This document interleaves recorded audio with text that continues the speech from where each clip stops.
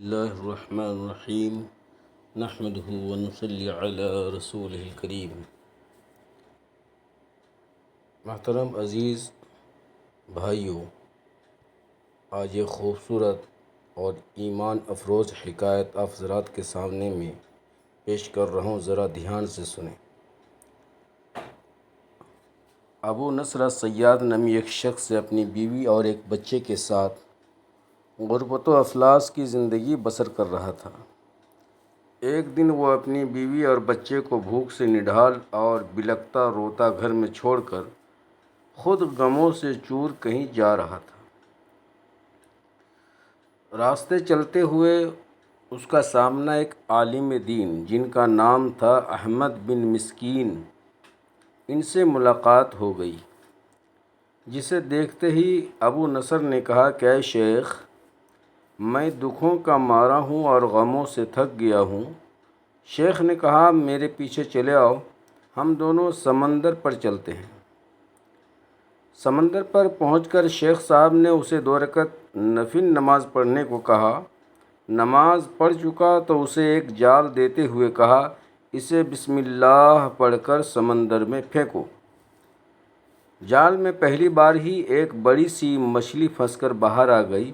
شیخ صاحب نے ابو نصر سے کہا کہ اس مچھلی کو جا کر بازار میں بیچ دو اور اس سے جو پیسے حاصل ہوں ان پیسوں سے اپنے اہل خانہ کے لیے یعنی گھر والوں کے لیے کچھ کھانے پینے کا سامان خرید لینا۔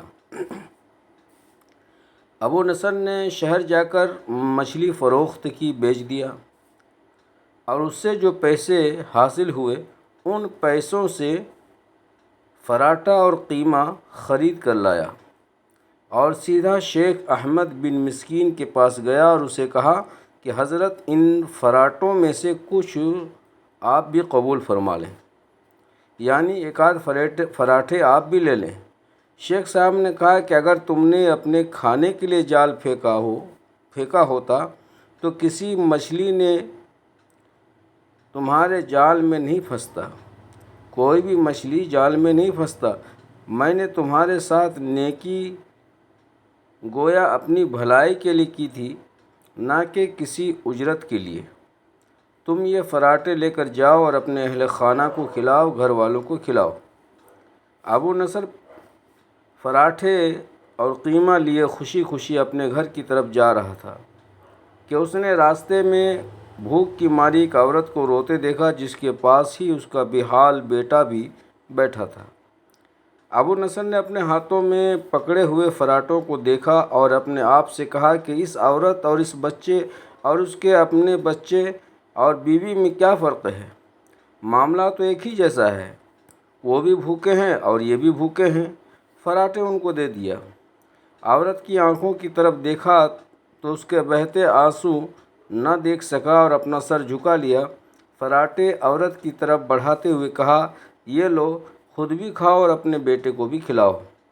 عورت کے چہرے پر خوشی اور اس کے بیٹے کے چہرے پر مسکراہٹ پھیل گئی۔ ابو نصر غمگین دل لیے واپس اپنے گھر کی طرف یہ سوچتے ہوئے چل دیا کہ اپنے بھوکے بیوی بچے کا کیسے سامنا کروں۔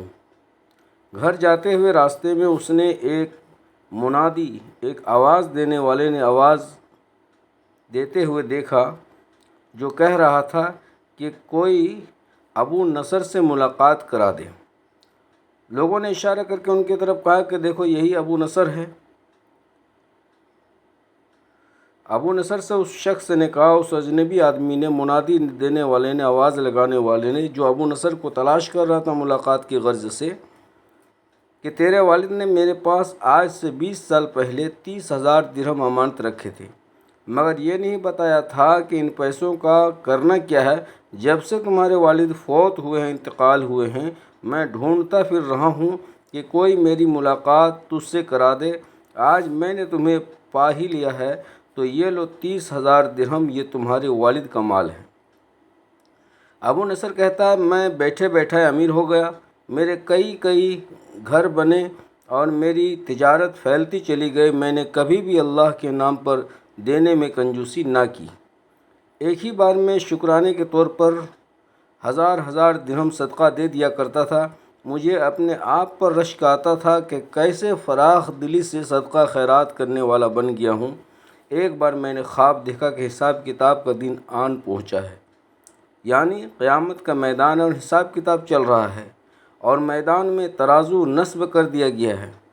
ایک شخص منادی دینے والا آواز لگا رہا ہے کہ ابو نصر کو لایا جائے اور اس کے گناہ و ثواب کو تولے جائیں۔ ابو نصر کہتا ہے، پلے میں ایک طرف میری نیکیاں اور دوسری طرف میرے گناہ رکھے گئے تو گناہوں کا پلہ بھاری تھا۔ میں نے پوچھا، آخر کہاں گئے میرے صدقات جو میں اللہ کی راہ میں دیتا رہا؟ تولنے والوں نے میرے صدقات نیکیوں کے پلے میں رکھ دیے۔ ہر ہزار ہزار درہم کے صدقے کے نیچے نفس کی شہوت، میری خود نمائی کی خواہش اور ریاکاری کا ملمت چڑھا ہوا تھا، جس نے ان صدقات کو روئی سے بھی زیادہ ہلکا بنا دیا تھا۔ میرے گناہوں کا پلہ بھی بھاری تھا۔ میں رو پڑا اور کہا، ہائے رے، میری نجات کیسی ہوگی؟ منادی والے نے میری بات کو سنا تو پھر پوچھا، ہے کوئی باقی اس کا عمل تو لے آؤ۔ میں نے سنا ایک فرشتہ کہہ رہا تھا، ہاں، اس کے دیے ہوئے 2 فراٹے ہیں جو ابھی تک میزان میں نہیں رکھے گئے۔ وہ 2 فراٹے ترازو پر رکھے گئے تو نیکیوں کا پلہ اٹھا ضرور، مگر ابھی نہ تو برابر تھا اور نہ ہی زیادہ جھکا تھا۔ منادی کرنے والے نے پھر پوچھا، ہے کچھ اس کا اور کوئی عمل؟ فرشتے نے جواب دیا، ہاں، اس کے لیے ابھی کچھ باقی ہے۔ منادی نے پوچھا، وہ کیا؟ کہا، اس عورت کے آنسو جسے اس نے اپنے 2 فراٹے دیے تھے۔ عورت کے آنسو نیکیوں کے پلے میں ڈالے گئے، جن کے پہاڑ جیسے وزن نے ترازو کے نیکیوں والے پلے کو گناہوں کے پلے کے برابر لا کر کھڑا کر دیا۔ ابو نصر کہتا ہے، میرا دل خوش ہوا کہ اب نجات ہو جائے گی۔ منادی نے پوچھا، ہے کوئی اور کچھ باقی عمل اس کا؟ فرشتے نے کہا، ہاں، ابھی اس بچے کے مسکراہٹ کو پلے میں رکھنا باقی ہے جو فراٹے لیتے ہوئے اس کے چہرے پر آئی تھی۔ مسکراہٹ کو پلے میں رکھی گئی۔ نیکیوں والا پلہ بھاری سے بھاری ہوتا چلا گیا۔ منادی کرنے والا بول اٹھا، یہ شخص نجات پا گیا۔ ابو نصر کہتا ہے، میری نیند سے آنکھ کھل گئی اور میں نے اپنے آپ سے کہا، اے ابو نصر، آج تجھے تیرے بڑے بڑے صدقوں نے نہیں بلکہ آج تجھے تیری 2 روٹیوں نے بچا لیا ہے۔